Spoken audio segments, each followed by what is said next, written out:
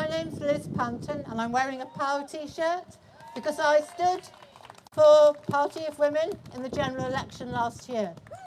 And I want to talk to you a little bit about Northumbria Police. And it's a bit of on the one hand and on the other hand with Northumbria Police. So on the one hand, when we had Let Women Speak in Newcastle, they were brilliant. When we had Let Women Speak in Morpeth, they were brilliant. And they've been brilliant at every women's meeting we've had in public or inside since 2018. Absolutely excellent. However, during the election, I got a lot of flack and nasty messages and things like we all do, and I took no notice of them because you get that sort of abuse, but what the hell, everybody does.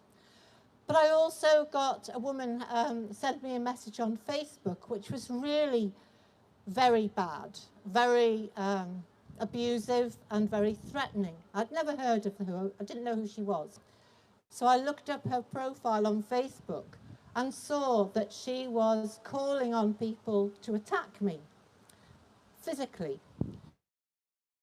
Now, at the time, I got COVID and I couldn't go out doing leafleting. So the women who were helping me were going out leafleting, and they were all even older than me, most of them.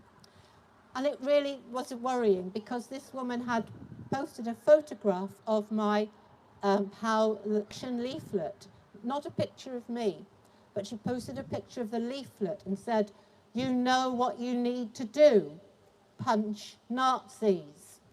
So obviously was very concerned about the safety of the women who were leafleting for me. They just shout transphobe. I don't know what she shouted. So it was very worrying. I got in touch with the Newcastle Council because we'd had briefings about something called Operation Bridger. And Operation Bridger is a system the police have across the country, and every police force will have an Operation Bridger contact. And that person is responsible for ensuring the safety of politicians, but also candidates in general elections. So it went through a process.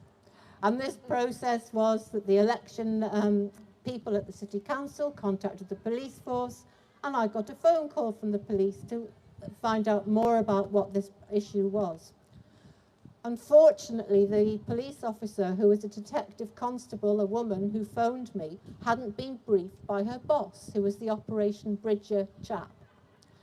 So she didn't understand what the problem was. She understood about things like malicious communications, and she said, yes, it's malicious communications. But she didn't understand about electoral interference.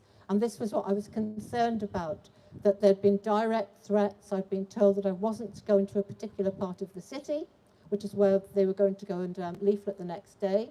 I also found out later that this woman who had sent the threats was the niece of the leader of Newcastle Council. So the police officer was getting more and more frustrated. And I was saying, but it's to do with electoral interference. And she said, it's not on my list, it's not on my list. And then slammed the phone down saying, email me, without telling me who to email. But also, the phone didn't disconnect. So I then heard this voice say, this stupid bitch, blah, blah, blah. And I quickly got my computer to record the conversation. So I had 11 minutes conversation of this police officer and other police officers in the office with her, saying things like, I'll go and fucking give her COVID. I punch a Nazi, yeah, I'll go and punch a fucking Nazi. And that's incitement, surely. I'd like to kill them all. Yeah, lovely. Now the woman who actually spoke to me, who was very frustrated, I feel for her because she was frustrated. Her boss had not told her what was going on. She hadn't been briefed. And I've got her recorded saying, I actually agree with a lot of the things that she's saying in this leaflet. But I wouldn't go out and say it in public. I wouldn't put it in writing. And this is the worry, that within the police force, that woman, she agrees with us, but she knows that she cannot let that be known, because that would get her into trouble. Meanwhile, you've got the police going around on pride marches, posing with the blokes who are dressed up like dogs.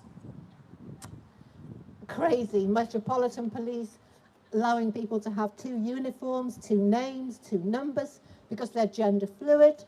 Now this was back in, I think, 2017, and it's actually written up when they said, well, he has to have these, they have to have this facility, because with gender fluid, it can happen that just anything, the environment can make you change gender just like that, several times a day. I mean, this is the Metropolitan Police saying this. It's absolutely insane. So there's this really strong thread of insanity running through all the police forces. But there are people who are sane, and they dare not speak. They dare not say anything. There's an awful lot of ordinary coppers, like we know from the way that Northumbria Police dealt so well with our rallies. They were brilliant. They're ordinary people. They don't go in for this sort of bollocks. Una wants to say something. Come and join me, Una.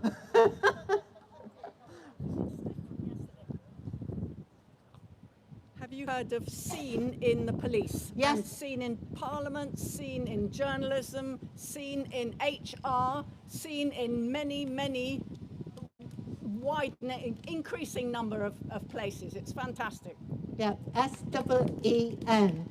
And there is a scene in police, and we do know that there are some very sensible cops in scene in the police. So all of that happened last June. We're nearly a year later. It's gone through a process of the professional standards investigation with Northumbria Police. And I had an email from them 3 days ago saying that the allegations have been put to the 4 officers concerned, and they have until the 15th of June, I think it is, to respond to those allegations. Now, it's going to be very difficult, I think, for them to wriggle out of this, because I've recorded them saying all of these things. So I'll be very interested to see that report when it comes through. But just to say, there are good and there are bad in the police as anywhere else. Thank you.